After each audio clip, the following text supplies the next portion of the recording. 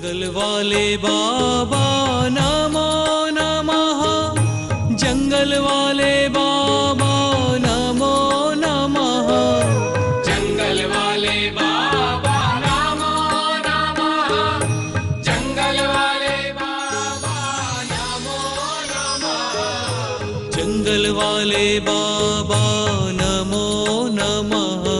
हमारे पास संपत्ति तो आ गई, अब मुझे संसार के सबसे अधिक स्मार्ट, क्या बोलते हैं वो, हैंडसम, सबसे अधिक स्मार्ट हैंडसम बना।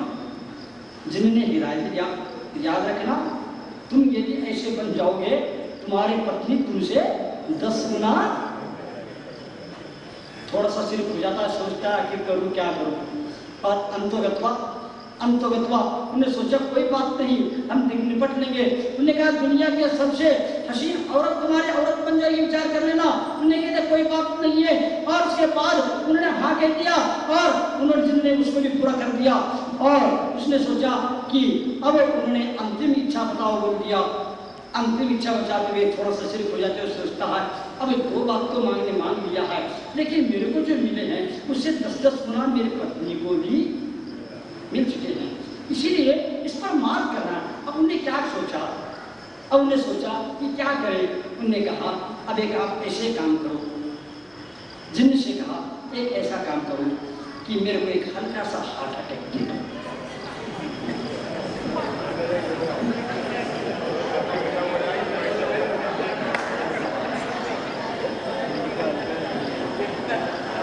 उसने कहा इतना सब हो गया, अब तुम क्या करो, तुम मेरे को एक हल्का सा हार्ट अटैक की झटका दे दो।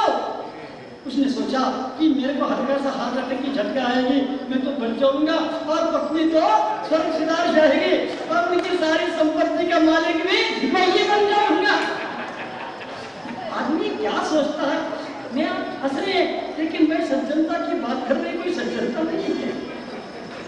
इसको हम समझदारी समझते हैं, इसको हम होशियारी समझते हैं, इसको हम सुशिक्षित समझते हैं, इसको हम समझदार समझते हैं। और जितना घूम दिया और वो गायब हो गया, और हार्ट अटैक के कारण तड़पा, और कुछ ही क्षण में अपने आप को समझ लिया, क्योंकि हल्की सी हार्ट अटैक तो थी। और वह समझने के बाद 10-15 मिनट बाद उठ के खड़ा हो जाता और खुश हो जाता, चलो अब तो मजा आएगा, घर चलेंगे। क्या अब तो मजा आएगा, घर चलेंगे, अब तो हमारी पत्नी तो ऊपर गई होगी, क्योंकि मेरे से 10 गुना उसको मिलेगा, मेरे से 10 गुना हार्ट अटैक तेज उसको मिल गया होगा, और वो तो चली गई होगी। और वो चाहता है और देखता है वहां पर एक सुंदर महल, विशाल महल के ऊपर एक हसीन सुंदर महिला ऊपर क्या घूम रही है, उसको देखकर टहल रही है, उसको देख करके दंग रह जाता। मैं तो सोच रहा था ये तो चली जाएगी, ये तो सामने सामने टहल रही है, इतने सुंदर, इसे कैसे हो गया।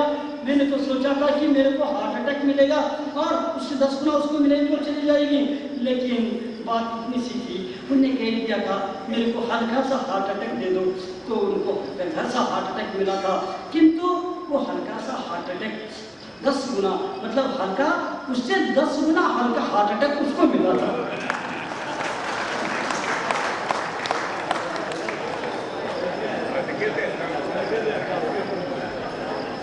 वो व्यक्ति सोचता है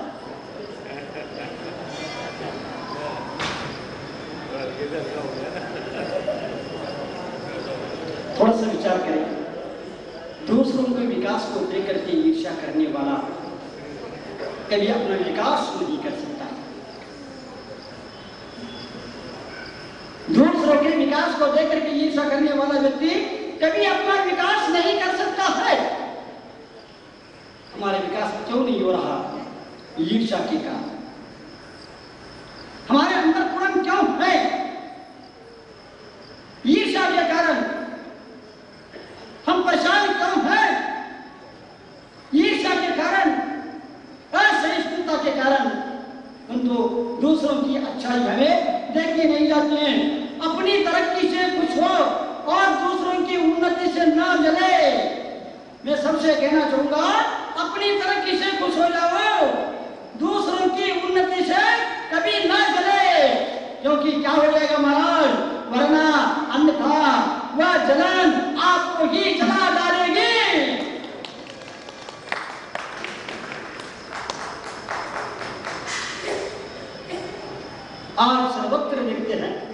क्या हो गया संसार में, मुझे समझ में नहीं आता। अपने विकास को कुंठित करके भी व्यक्ति कषाय करता है। मेरे को नरक में जाना पड़े तो चलेगा, मेरा विकास कुंठित हो जाए तो चलेगा, मेरा अहित हो जाए तो चलेगा, लेकिन सामने वालों का हित नहीं होना चाहिए। ये बातें आती है सिर्फ किसके कारण? कषाय के कारण और ईर्ष्या के कारण। बंधु, अपने मन की ईर्ष्या को समाप्त कर देना, तुम्हारी सज्जनता सुरक्षित रहेगी। सज्जन कभी दूसरों के प्रति ईर्ष्या नहीं करता, और इस सज्जनता के अभाव में इस ईर्ष्या का हम कितने घाटे में हैं, दिन भर के हिसाब किताब रख करके हमें कल आकर के बता देना। इस सज्जनता के अभाव के कारण और इस ईर्ष्या के कारण दिन भर हम कितने घाटे में हैं, हमारा कितना विकास अवरुद्ध हो गया है, इसके बारे में अवश्य सोचना। दूसरों के सुख और सफलता, यश को देखकर वह उड़ता रहता है ईर्ष्यालु। दूसरों के सुख को देख करके, दूसरों के सफलता को देख करके, दूसरों के यश को देख करके ईर्ष्यालु क्या करता रहता है? मन ही मन उड़ता रहता है। बंधु, विचार करना, हम अपने विकास को छोड़ करके दूसरों के विकास में बाधा पहुंचने के लिए तैयार हो जाते हैं।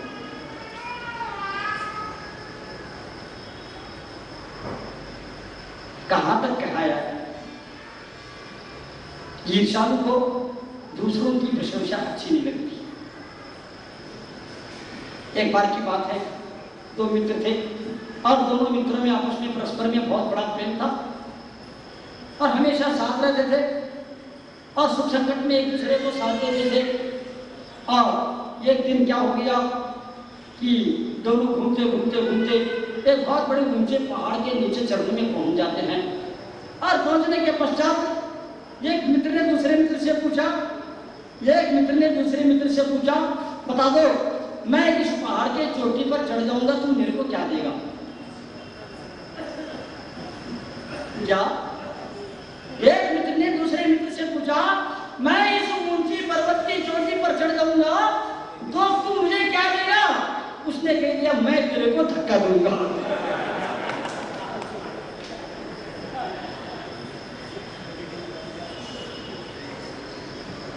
इसीलिए आश्चर्य लगता है, यदि हम होते, याद रखना, व्यक्ति जबकि विकास को प्राप्त कर लेता है, वह प्रतिकूलता के माध्यम से ही प्रगति कर पाता है। बिना प्रतिकूलता के कोई प्रगति नहीं कर सकता है। ऊबड़ खाबड़ के बिना यदि पहाड़ में फिसलन है तो उस पहाड़ को चढ़ना संभव नहीं होता है। पहाड़ की चोटी पर चढ़ने के लिए कंकरीले पत्थर, कंकड़ों की आवश्यकता होती है। यदि कंकड़ पत्थर नहीं होंगे हम ऊपर चढ़ नहीं पाते हैं, हमारा विकास नहीं हो पाता है। लेकिन संसारी प्राणी इसको समझ नहीं पाता है। मैं ये छोटी सी कविता आपके सामने सुना दूं। कंकरीली ऊबड़ खाबड़ पगडंडी के सहयोग से सहज ही मानव पर्वत की गोद से चोटी पर जब चढ़ जाता है। कंकरीली ऊबड़ खाबड़ पगडंडी के सहयोग से सहज ही मानव पर्वत की गोद से चोटी पर जब चढ़ जाता है, तब पर्वत भी प्रसन्नता से झूम उठता है। पर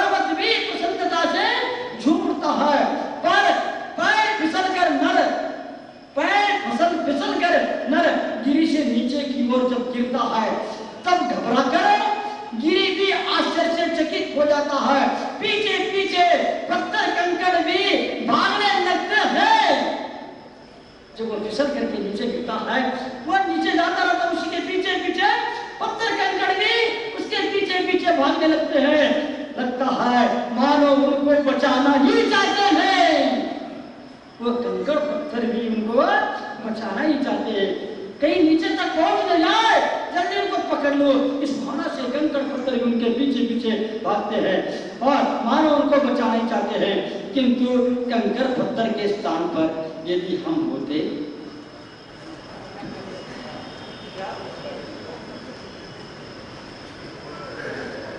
किंतु कंकड़ पत्थर के स्थान पर यदि हम होते तो पहले चढ़ने ही नहीं देते, पहले तो चढ़ने ही नहीं देते और यदि चढ़ भी जाता तो धक्का देकर नीचे गिरा ही देते,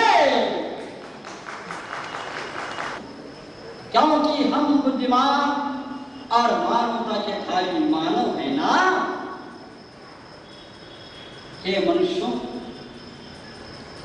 अपनी ईर्ष्या भाव को समाप्त कर देना, तुम्हें बहुत शांति मिलेगी। तुम इतने शीतल तेल लगा लेते हो, आवड़े के तेल, अनेक प्रकार की हिमानी तेल आदि आदि तेल लगा लेते, तुम्हें शांति क्यों नहीं मिलती? तुम्हारे अंदर उड़न क्यों है? तुम्हारे अंदर घुटन क्यों है? इस घुटन के और उड़न के जिम्मेदार सज्जनता है। सन्मार्ग प्रशस्त हो सकता है, बिना सज्जनता के सन्मार्ग प्रशस्त होना संभव नहीं है। बिना सन्मार्ग के सफलता को पाना संभव नहीं है। वैसे कमाना की सफलता नहीं हो सकती है, मकान बनाना की सफलता नहीं हो सकती है। सबसे बड़े कठिन कार्य है सज्जनता को सुरक्षित रखना, सबसे बड़ी साधना है। जीवन में सब कुछ पाया जा सकता है, फल पाया जा सकता है, पैसा पाया जा सकता है, वैभव विलासिता के सामग्री को पाया जा सकता है, किंतु सज्जनता को पाना। इन बातों को याद रखेंगे। वास्तव में देखा जाए कि व्यक्ति इतना विचित्र हो गया है, ईर्ष्या के कारण अपनी सज्जनता को समाप्त कर दिया।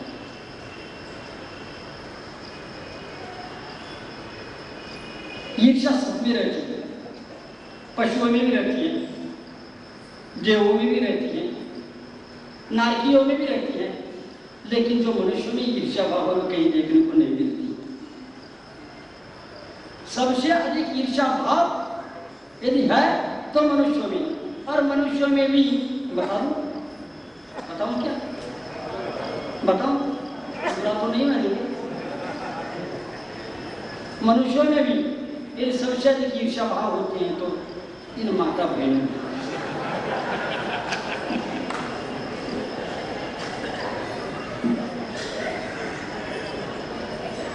सबसे अधिक वास्तव में देखा जाए पढ़ी लिखी नारी और अनपढ़ दोनों में काफी अंतर होता है। पढ़ी लिखी नारी हो या तो अनपढ़ महिला, इन दोनों में काफी अंतर होता है। पर एक चीज है, उसको लेकर नारी नारी में कोई अंतर नहीं होता है, वह है तो ईर्ष्या है। चाहे पढ़ी लिखी हो चाहे अनपढ़ हो, उनमें क्या रग रग में क्या समाई रहती है। सास बहू का रिश्ता हो या देवरानी जेठानी का हो, हमारे माता बहनें मंद मंद मुस्कुरा रही हैं। कितना मुश्किल लगता है। और इतना ही नहीं, किसी के भी रिश्ता, ननद भाभी का रिश्ता हो, कोई भी हो, वहां पर क्या रहती है? सिर्फ ईर्ष्या के अलावा सास ये सोचती है कहीं ऐसी ईर्ष्यालु बहू न मिले मेरे को, और बहू ये सोचते रहते हैं ईर्ष्यालु सास न मिले। लेकिन आखिर दोनों नारी तो है। थोड़ा सा विचार करो, आज हमें सोचना होगा। वास्तव में ईर्ष्या हमें ईश बनने से रोकती है, ईश बनने से रोकती है, सफलता से हमें रोकती है। बंधुओं, आज हम एक दूसरे के टांग खींचने में लगे हुए हैं ईर्ष्या के कारण। हमारी शांति भंग कर रहे हैं हम अपनी ईर्ष्या के कारण। अनेक जो कुछ भी हम काम कर रहे हैं सिर्फ ईर्ष्या के कारण। मैं अंत में इतना ही कहना चाहूंगा बंधुओं, सज्जनता ये समाप्त हो रही है सिर्फ ईर्ष्या के कारण, पैसे के कारण नहीं, संपत्ति के कारण नहीं, इसी वजह से नहीं। और ऊपर से तुम पैसे वाले होकर के ऊपर से तुम सज्जन बन सकते हो, लेकिन अंदर से अपने मन से पूछना आपके अंदर सज्जनता है क्या नहीं है। और सज्जनता के बिना न संतत्व आ सकता, न संयम हो सकता है, न संयम हो सकता है, और न ही वह सम्यक दर्शन को भी प्राप्त कर सकता है। धर्म का मूल, सन्मार्ग का मूल यदि कुछ है तो सज्जनता है। पहले सज्जन बन लेना, तुम्हें सारे सुख मिल जाएंगे, सारी संपत्तियां मिल जाएंगे और सारी सफलता मिल जाएंगे।